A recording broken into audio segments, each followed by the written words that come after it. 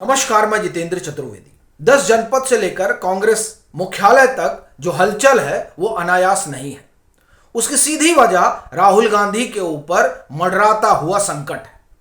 और ये संकट इस बार बहुत बड़ा है, क्योंकि अब की बार सिर्फ फाइलें ही नहीं खुल रही हैं, जेल के दरवाजे भी कई एक मामलों में खुल रहे हैं, जो जाहिर तौर पर कांग्रेस के लिए बड़ी समस्या का सबब बनने वाले हैं।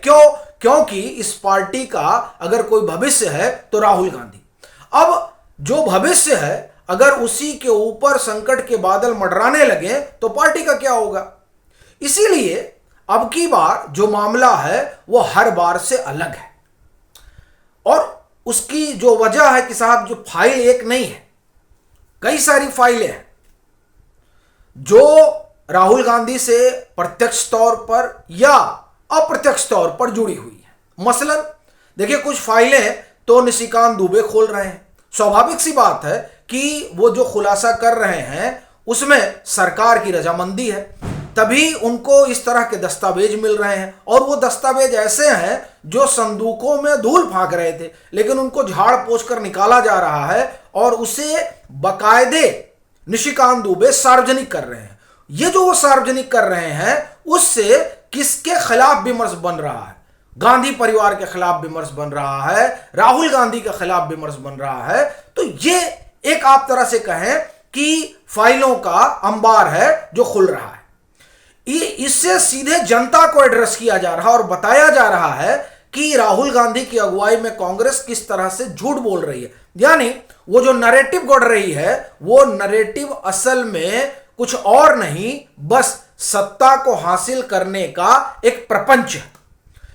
ये बड़े करीने से एक्स पर चल रहा है, जिसकी वजह से राहुल गांधी की साख को बट्टा लग रहा है। अब राहुल गांधी की साख को बट्टा लगेगा तो कांग्रेस कहां से पनपेगी? जाहिर सी बात है, कांग्रेस रसातल में ही जाएगी। तो एक मोर्चा निशिकांत दुबे ने संभाला और पिछले 1-1.5 साल से वो जिस तरह से तमाम खुलासे कर रहे हैं, उसमें वो चाहे स्वर्गीय राजीव गांधी से जुड़ा हो, इंदिरा गांधी से जुड़ा हो, वो सारी बातें पब्लिक डोमेन पे लाके रख रहे हैं। यानी वो ये बताने में लगे हुए हैं कि कांग्रेस का चाल, चरित्र और चेहरा गांधी परिवार की अगुवाई में क्या रहा है। एक विमर्श वो गढ़ रहे हैं। एक विमर्श ऐसा लग रहा है कि कारपोरेट हाउस भी गढ़ रहा है। वो राहुल गांधी के रवैये से बहुत ज्यादा खुश नहीं है। और इसका मैं आपको उदाहरण दे रहा हूं कि हो क्या रहा है। अभी आप देखिए कि विप्रो से मदद मांगी थी कांग्रेस की कर्नाटक सरकार ने, उन्होंने मना कर दिया। इन्फोसिस से उन्होंने मदद मांगी थी, नारायण मूर्ति ने मना कर दिया। फिर अभी देखिए कि किरण मजूमदार-शाह किस तरीके से कर्नाटक सरकार पर एक तरह से कहें कि वो बिफर पड़ी उनके इंफ्रास्ट्रक्चर को लेकर। उसके बाद में फिर वो मिली, डीके कुमार से मिली, सिद्धरमैया से मिली। अब ये जो तमाम कारपोरेट हाउस है क्यों बिफरे पड़े हैं? और आप देखिए इन्वेस्टमेंट भी नहीं आ रहा है इनके यहां। क्यों?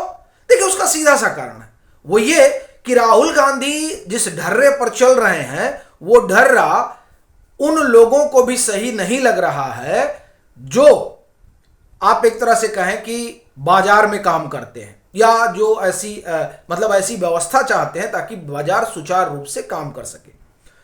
पर राहुल गांधी जो कर रहे हैं उसको लेकर एक अलग तरह का माहौल बन रहा है, एक अलग तरह का विमर्श गढ़ रहा है। जैसे देखिए, भाजपा आरोप लगाती कि साहब ये विदेश जाते हैं और उसके बाद में वहां से कुछ प्लान करके आते हैं, फिर यहां अनरेस्ट करा देते हैं। अच्छा, कई बार वो चीजें दिखाई भी दे जाती हैं। तो इसके कारण भी वो जो धंधा करते हैं वो तो दूर रहेंगे। वो तो हमेशा उस पार्टी या उस सरकार के नजदीक रहना चाहते हैं जहां उनको काम करने की सहूलियत मिले। इस लिहाज से आप देखें कि जो कर्नाटक एक समय में आईटी हब हुआ करता था, वो अब क्या हो रहा है, वहां से चीजें जो है बदल रही हैं। अब वो आईटी हब जो है आंध्रा में शिफ्ट हो रहा है। भाई, गूगल ने सबसे आप एक तरह से कहें कि जो बड़ा एआई हब बनाना शुरू किया है आंध्रा में, वो कितनी बड़ी बात है। वो ये बताता है कि राहुल गांधी की अगुवाई में जो कांग्रेस चल रही है, उस कांग्रेस को लेकर और राहुल गांधी को लेकर इन लोगों का क्या रवैया है। तो ये भी आप एक तरह से कहें कि एक फाइल ही है। जो मैं समझ पा रहा हूं। इसमें आप अभी एक साक्षात्कार में ये नंदन नीलकरी ने बोला है, ये साक्षात्कार उनका एक यूट्यूब चैनल पर है, वो आप जाकर देख सकते हैं। नंदन नीलकरी आप टाइप करेंगे वो आ जाएगा, जो कुछ उन्होंने राहुल गांधी को लेकर कहा है। क्या कहा है वो मैं आपको बता देता हूं। उन्होंने कहा कि 2009 में राहुल गांधी ने हमको फोन किया और कहा कि आप एचआरडी मिनिस्टर बन जाइए। तो हमने कहा कि ठीक है, हम बात करके बताते हैं। फिर उन्होंने कहा कि इन्फोसिस के जो को फाउंडर हैं उन लोगों से हमने बात की। उन लोगों ने कहा ये तो बड़ा अच्छा मौका है देश का सेवा करने का, बन जाइए। उन्हें कहा कि फिर जब मैं तैयार हो गया तो लास्ट समय में राहुल गांधी ने कहा कि देखिए साहब ये नहीं हो पाएगा, एचआरडी मिनिस्टर कोई और बन रहा है। ये बताता है कि राहुल गांधी की अपनी डिसीजन मेकिंग क्या है। यह भी एक फाइल है जो खुल रही है, तमाम सारी चीजें निकलकर सामने आ रही हैं। ये सब राहुल गांधी के लिए जो परसेप्शन बना रही है वो बहुत ठीक नहीं है। और आखिर में जो हमने वो जेल ओल वाली बात कही, देखिए यूपीए सरकार में बहुत कुछ हुआ है, राहुल गांधी इसे भूल जाते हैं, लेकिन उनके जो उस समय के आप एक तरह से कहें कि मंत्री वगैरह रहे हैं उनको तो सब याद है, जैसे पी चिदम्बरम बताते रहते हैं समय समय पर कि क्या हो रहा है। अभी एक और मामला हुआ है और वो मामला जो है वो पीएनबी घोटाले से जुड़ा हुआ है। मेहुल चौकसे को लाया जा रहा है, जेल के दरवाजे उन्हीं के लिए खुले हैं, लेकिन उस दरवाजे से कितना रहस्य निकलेगा वो जो है राहुल गांधी की राजनीति को प्रभावित करेगा। कैसे भाई, देखिए ये जो उनको पैसा वैसा मिला ना, वो तकरीबन 13,000 करोड़ रुपए का स्कैम है पीएनबी वाला। वो तो उसका पूरा जो है कच्चा चिट्ठा यूपीए के सरकार में शुरू हो जाता है।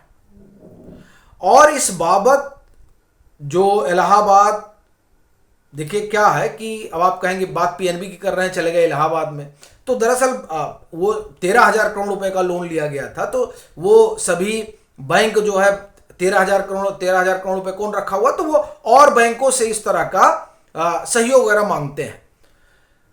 तो जो उस समय उसके डायरेक्टर हुआ करते थे दिनेश दुबे, उन्होंने कहा कि साहब, और ये सब आप जाएंगे गूगल पे सब पड़ा हुआ है, ठीक है। तो उन्होंने कहा दिनेश दुबे ने कि जब इनको 2013 में सब दिया हुआ जा रहा था तो हमने आपत्ति जाहिर की थी। किसको? ये गीतांजलि फर्म थी इनकी ना, मेहुल चौकसे की, तो हमने आपत्ति जाहिर की थी, लेकिन हमारी आपत्ति को ध्यान ही नहीं दिया गया, उसको दरकिनार कर दिया गया। और उन्होंने आपत्ति कहा थी आरबीआई को, भाई बैंक का मामला, ऐसे ही पैसे बांटे जा रहे थे। उन्होंने कहा कि तत्कालीन वित्त सचिव तक ने हमारी बात नहीं सुनी।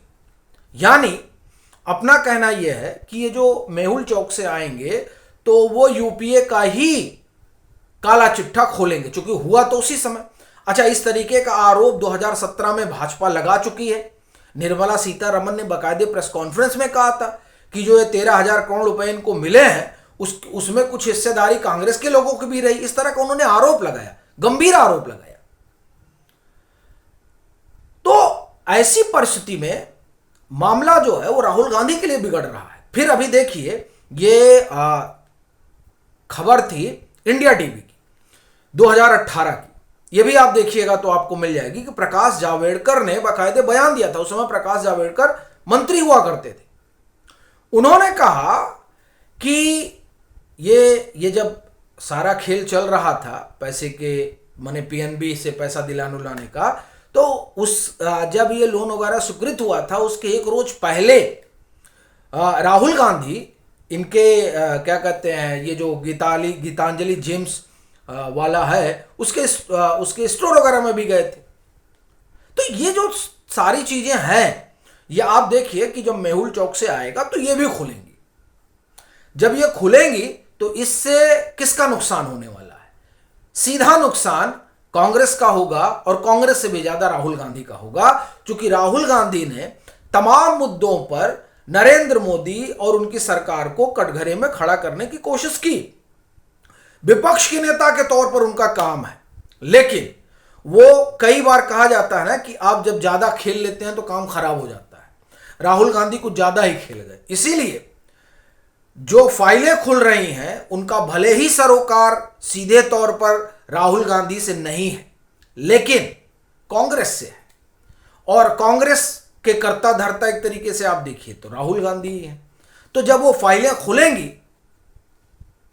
जिसमें से कई सारी खुल रही हैं, तो फंसेगा कौन? राजनीतिक तौर पर राहुल गांधी। तो भले ही जेल मेहुल चौक से जा रहे हैं, आथर रोड फिक्स हो गया है, सब बता दिया है भारत सरकार ने बेल्जियम को, लेकिन उस जेल से जो कहानी निकलेगी वो मुसीबत बनेगी। किसके लिए? राहुल गांधी के लिए, कांग्रेस के लिए। तो इसलिए यह कहा जा रहा है कि अब की बार सिर्फ फाइल ही नहीं खुल रही है, मामला जो है बहुत बिगड़ रहा है। आपकी क्या राय है? जरूर साझा करें। मतांतर से नहीं जुड़े हैं तो जुड़ें, वीडियो को लाइक करें और खूब शेयर करें।